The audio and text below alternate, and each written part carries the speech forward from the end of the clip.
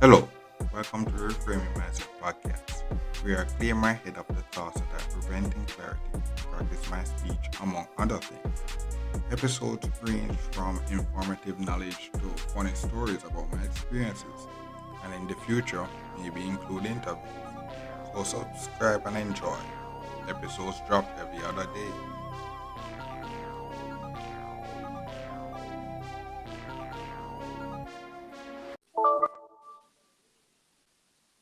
Okay, that's been before. Hello. Yep. Hello. All right. So welcome, Alisha Henry. And before we get into it, let's just mention some things Alisha Henry is known for. So she's the host of the Purposely Perf podcast, a God-fearing woman, a blogger, and a graduate of the University of the West Indies Western Campus. So welcome to the Reframe Mindset podcast. How are you doing today? Thanks for having me. I am doing well. How are you? Yeah, I'm pretty good. It's funny that I was nervous before and after, but realized you're the first stranger that I'm having on the podcast. It's kind of weird now. You don't have to be nervous, man. Just be you. All right, so let's get into the interview. Mhm. So, you're a Jamaica, you're a person in Jamaica intentionally trying to see God's face according to your purposely for description. What Mhm. made you into that purpose? It felt like I didn't choose it. It chose me. God just said, it's time for a change and it's time for me to use you uh to build my kingdom. So ultimately I didn't choose this. It was chosen for me. It's like it was designed for me. Uh, all right. So, next, how was growing up in Jamaica? What primary school you go to, the high school days, and family life? Okay, so I went to Howard Cook Primary. Um, I went to the Montego Bay High School for girls. And family life, good. I live with my mother. She's a pastor. My sister, my brother, my nephews. We have a close knit family. So yeah, life is good for the most part. I mean, we have our ups and downs, but that's a part of it. All right. So, I see you're a graduate of the University of the West Indies Western Campus. So, why did you choose the Western Campus? I wanted to go to Kingston, but my mother wanted me to stay here. And I noticed that the program that I wanted to do was offered here. So I just decided to stay to, appease her. All right. So, what did you study there? And how was the experience doing the degree? So, notable things to mention is what is the Western Campus like? What extracurricular activities did you did there, if any, and favorite memories and achievements you have gotten there, if any? Okay, so, all right. I studied, I did a double major in international relations and tourism. I absolutely love the Western campus. I'm happy that I made the choice that I didn't go to Mona.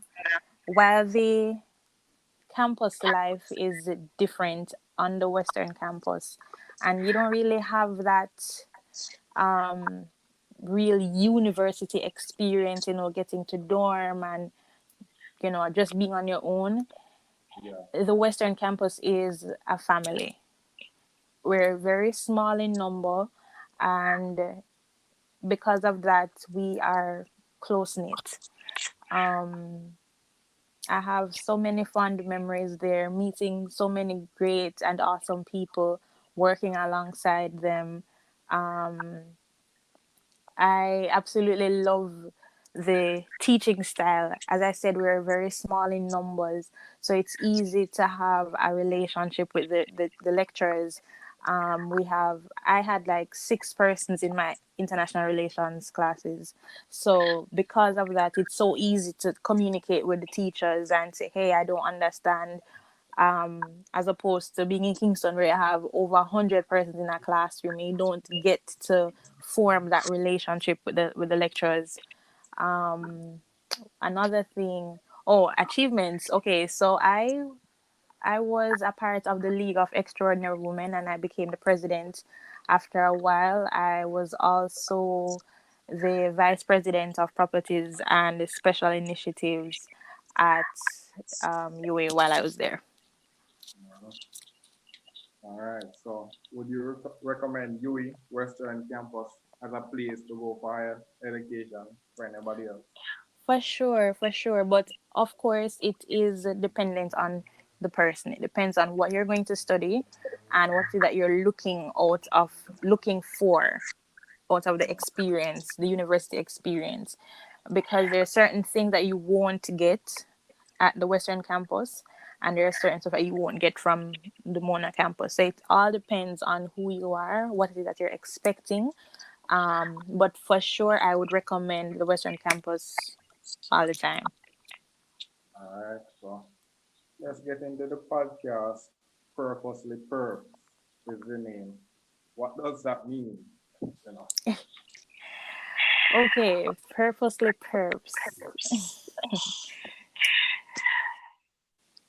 So I believe, as I said, God chose this for me. I feel like it was mandated. It was, I was called for a purpose. I was called for a time such as this.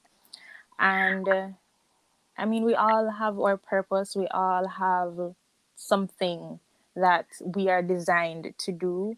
And I've found that this is just it. This is just me. This is who I am, who I've been called to be.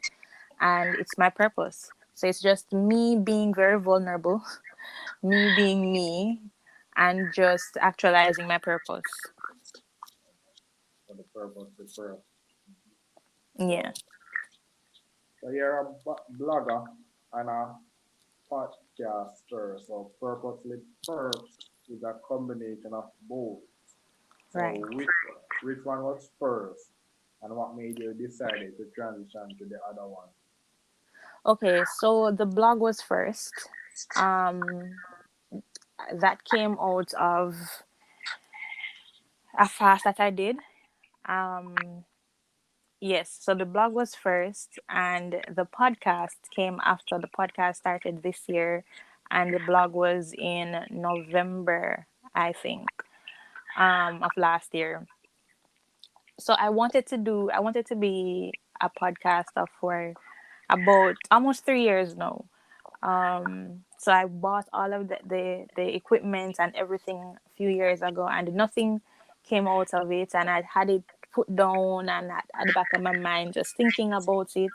It wasn't supposed to be a faith-based podcast initially, Yeah, but more so a mental health podcast.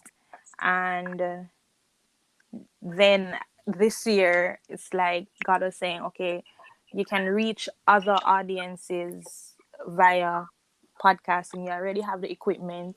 It must have been a reason that I purchased them so long ago. It wasn't the time then, but it's the time now.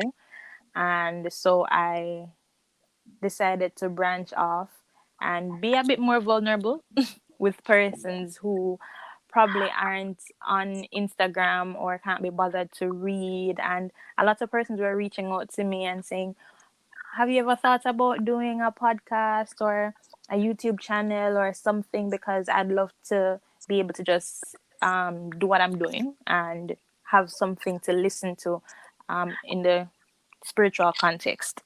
So that was one of the push that I needed to really step out of my comfort zone, because everything that I've been doing is out of my comfort zone. I love to encourage people, yes, but to put myself out there and to be so open, it is not like me. But God's work must be done. all right. So, the making of the making of the first purposely per episode. You know, it's a new form platform, not popular in Jamaica. So was always doing that and decided to publish it to the wider audience, you know, the big wide audience of people that you don't know. You get what I mean? I mean, it was difficult. I'm not going to tell you a lie, because even after deciding to do it and record the first episode like 10 million times, I was still iffy about releasing it. Um, because it's me being vulnerable. It's me really putting myself out there, as I've said. And I it's not that I want it to be perfect, because I know that, it won't be perfect just beginning, and even 10 years it probably still won't be perfect. But I was still iffy because not a lot of persons flock towards Christianity, and not a lot of persons would probably be interested in listening. But from the beginning, I decided that if it's only one person that I can impact, one person that I can help on their journey, one person that I can be a bridge between them and God, then that's enough for me. All right. So on the purposely perps podcast Instagram page, I see you have 2,000 plus followers, you know, which is bigger than your personal Instagram page, and maybe 200 times, I assume, than my, Reframing podcast Instagram page, you know. So, what in your opinion is the reason for such a large audience in such a short period of time, and it's organic audiences, as I assume, as opposed to reflect the growth. So that's the first question. What do you think about what do you think contributed to such a growth? And the next question is, if you are willing to share, does that growth in the Instagram view reflects the podcast audience? Okay, so let me clarify. The Purposely Perps page was originally my personal page. So I've had that following for a while, and then I started posting on my personal page. And one day I decided to just make that the Purposely Perps page and create another personal page.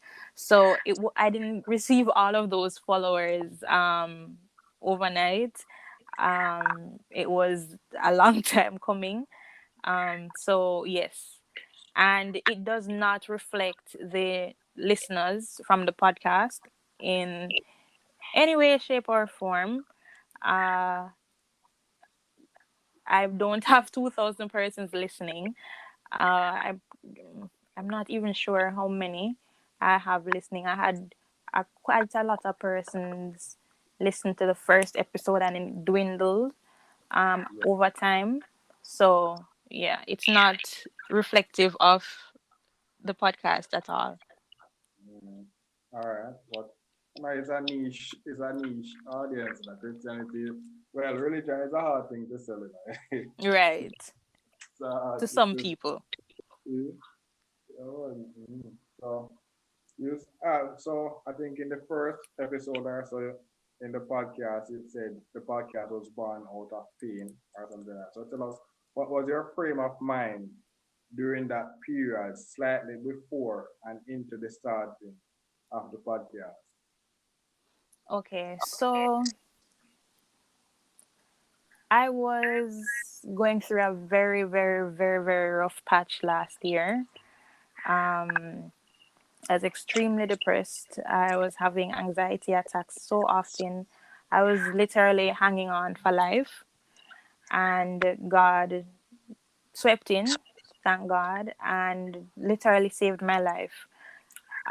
So from that time to that was in about June, I think, to about October, that I've, you know, been the healing process had begun.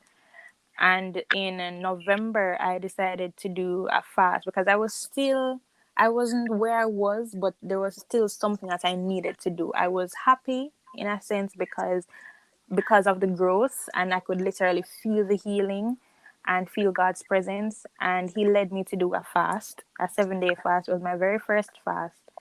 And out of that fast, literally, I think, day after the fast, um, purposely perps came into my mind and everything just started to fall into place. So during that time, after accepting purposely perps and trusting God to fulfill that mandate and equip me with the knowledge that I need, I was happy. I was pleased to help somebody on their journey because I wish I had that. And just being able to help is amazing to me. It's something that I love to do in any way, shape, or form that I can. I'm always eager to help. So before starting, I was sad, slightly on the borderline between sad and happy. And when I actually began, I was happy. So yeah. All right. So in this stepping into your purpose episode, you mentioned that the coward will be one of the people condemned to hell, reference from a chapter in Revelation. Mm-hmm. So it makes me question. You answered before what made you want to seek God's face. But another relevant question is what makes you want to go to heaven?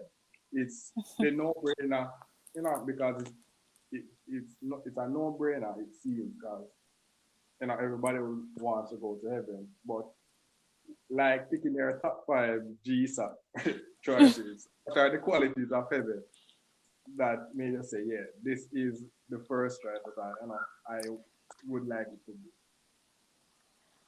Let me tell you something. I am sitting in my house right now and I am melting. Can you imagine hell? I don't want to experience that at all. That is number one. Um, but serious now. Okay, so I love being in the presence of God. I love to fellowship. I love worshiping. I love praising. I love being around like-minded people. I love it, and I get so much joy from it. And just thinking about living a life like that, where we don't know anything else, because in that time or during that period, the things of the world will be gone. We won't know anything about sin, or it won't be something that's tempting us because that has already passed. It will just be in the presence of God, just worshiping, just being so grateful. I think that's extremely beautiful to me. That's one thing that I really, really look forward to. I I don't know if I can give you like five things, but that those are the things that I really zero in on. Just being able to be in God's presence in real time, not just praying and saying, God, I need a sign, but actually being able to communicate with Him. Like He's in front of me and I'm there and I can have a conversation. Um, these are the things that I really look to, because these are the joy that I feel on earth can only be magnified in heaven. Yeah. So that's what I look forward to. Mhm. All right. So the next thing is listening to the podcast as you talk about prayer, like one of those like big rituals. The way you describe it. Like when I hear you talk about prayer sessions, to me, it seems like when I go to church and see someone gets into spirit. It seems like you go into your room and have some prayer chants, and it's like you stand in the room and say, yeah, yeah, you know.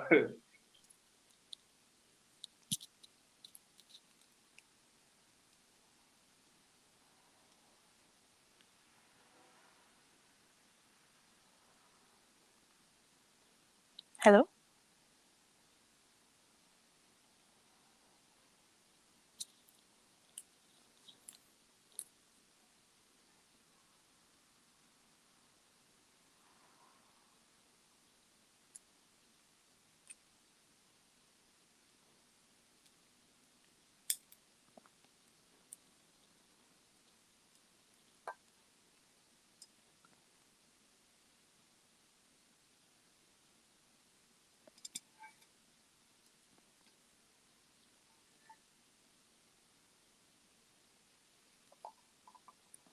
Hello.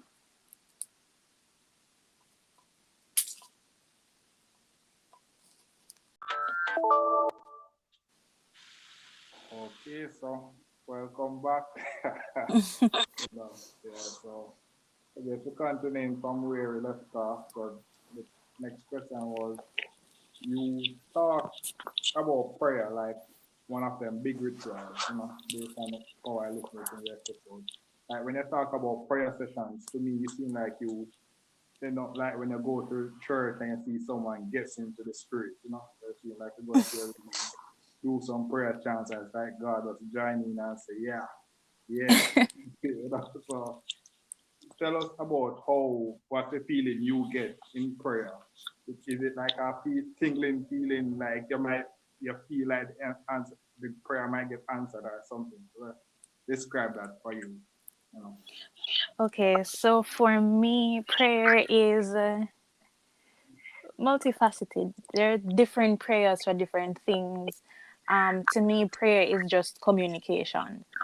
Uh, I can be, I talk to God like how I talk to my friends. I talk to God like how I talk to um, an elder. It depends on how I'm feeling because, at the end of the day, He's everything. He's everything to me. There are times when I just sit down and just talk like I just talking to one of my friends. I don't start it off with no special way like I'm praying at church or whatever. It's just me talking to Him.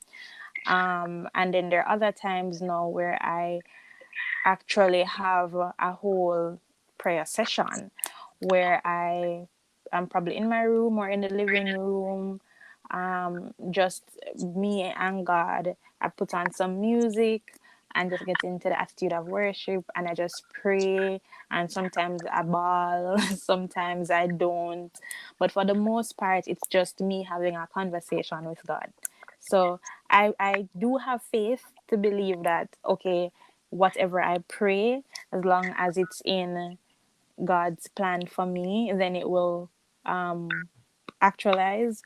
But yeah, that's just it for me. Like prayer is just communication in whatever format it comes out in. Uh, well, in the book of James, it says, no, faith without work is dead. So, there's a part, Yeah. there's your part you have to play. So the next question is, what is some disappointments you have encountered, on your journey? Um. Okay, so I can say probably not on my spiritual journey, or I can say on my spiritual journey because okay,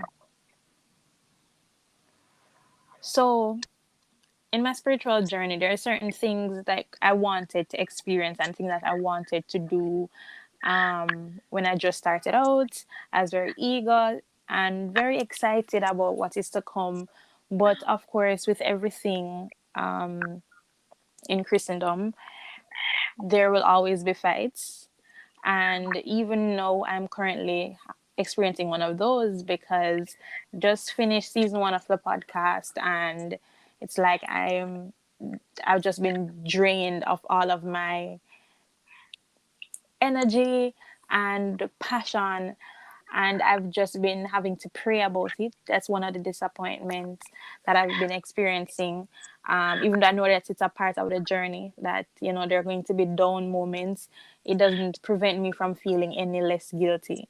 Another disappointment would be um, not getting a job that really suits me, and I'm attributing that to probably COVID or whatever. But it's something that I've been praying for. I haven't lost hope, but it is currently one of my disappointments.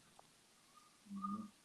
All right. So, what are some weapons forged against you? I reference in one of the episodes where titled "I wish a weapon would." They seem like you're already satisfied. Okay, so definitely anxiety and insecurities. I'm diagnosed with anxiety, and it's very difficult. So I can definitely say that that is one of the weapons and insecurities, they aren't as bad as they were, but they're still there, showing them little head every now and then. So those are the two top weapons that's just there constantly. Alright. So, what are you grateful for? I'm grateful for life. There's so many things that I'm grateful for. I'm grateful for the ability to laugh, to be here. My goal is to just be happy in life, to experience complete joy. I'm happy that I have not had an anxiety attack this week. I'm happy for friends and family, and just being able to be here to talk to you and to share with everything, share with everyone my experience and to encourage people. I'm grateful for all of those. Mhm. Alright. So, so you finished the podcast season one, May 26th. What are the feelings after finishing the first season of the Purposely Perp podcast? Disbelief, because I couldn't believe that I actually started and actually produced 8 episodes. Joy, because persons were with me from the very beginning until the end, and their words have encouraged me so much. Um, I was drained a bit afterwards. And that's because, as I said, after doing any good thing for God, after doing anything for God, there is always a fight right after. So there's that I had to really contend with. But yes, those are my feelings afterwards. Alright. And the last question is, given everything that we have talked about now, the, from what you have initially talked about, from what's your purpose for seeking God's face. So the last question, what are you grateful for? What can you say to my listeners to help them on their journey? Whatever spiritual journey, life journey, whatever, what whichever journey. Okay, so this is something that I say quite often. You are not alone on whatever journey you are on. Remember that you're not alone. There are times when you are going to feel like you're alone. You're going to feel cast down. You're going to feel like, is this the end? What's the point? There's always a point. There's a reason you started this journey.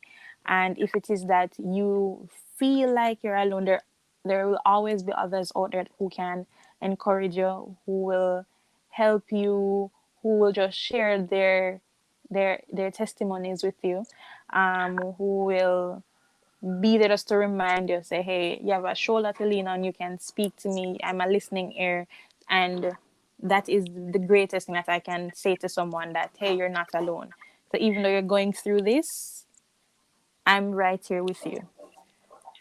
And All right. somebody else might also want to hear your view. So it's always good to just have that person who you can communicate with.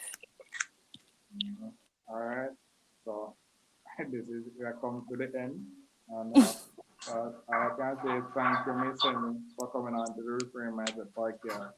Can take this time to talk about where people can reach you if they need you and other things that you have to offer. Okay, so you can reach me on Instagram at Purposely Perps.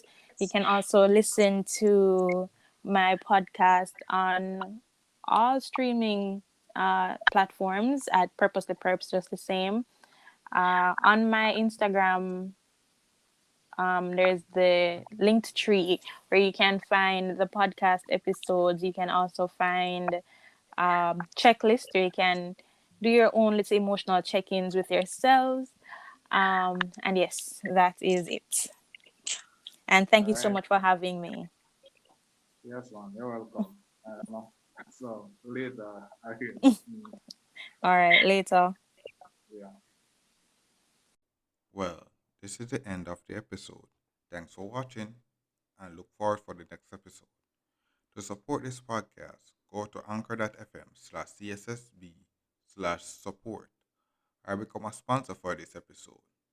If you have a product that you want to have more exposure, DM me on the Instagram page, Reframing Mindset Podcast, or on Twitter at ReframingP. Either way would help. Thank you regardless for listening, and here's a preview for the next episode. Then time they might come out, we call it GC Foster College. I might tell them I go you and thing like go for hard. I'm gonna tell them about grubbing. I say, so I say, how are they grubbing? So when I say, oh, I've got to do a kind of foolish and when man do this, I slap me in the chest. I say, Mirror, no man can do that. It's crazy. Yeah, no man can do that for you. If that why I don't say, we're not done with it. Yeah, you know, so that was a year. Yeah, man, because me did hear about it just the same when me come at UA, because apparently them used to say that our orientation was the roughest orientation back in the days. So I never knew how the orientation process would get modified. So when me come down here, me never have no tolerance to foolishness. And then no senior could talk to me at some point in time, at particular time, because we just unruly pretty much. So me did kind of an edge boat. What am I gonna do?